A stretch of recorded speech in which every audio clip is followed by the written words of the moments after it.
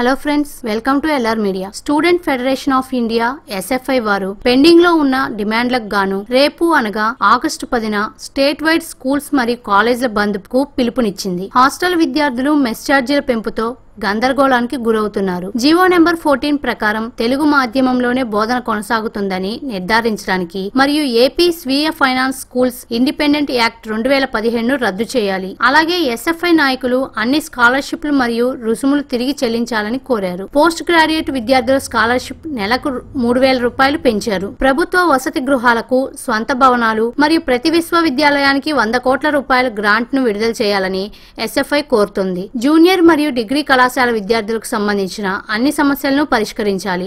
ఈ లక్ష్యాన్ని సాధించడానికి రేపు ఉదయం మేము బంద్కు పిలుపునిచ్చాము అని ఎస్ఎఫ్ఐ నాయకుడు తెలిపారు. ఈ వీడియో మీకు నచ్చినట్లయితే లైక్ మరియు షేర్ చేయండి. విలువైన మీ అభిప్రాయాలను కామెంట్ రూపంలో తెలియజేయండి. మరిన్ని న్యూ అప్డేట్స్ కోసం ఎల్ఆర్ మీడియాని సబ్స్క్రైబ్ చేయండి.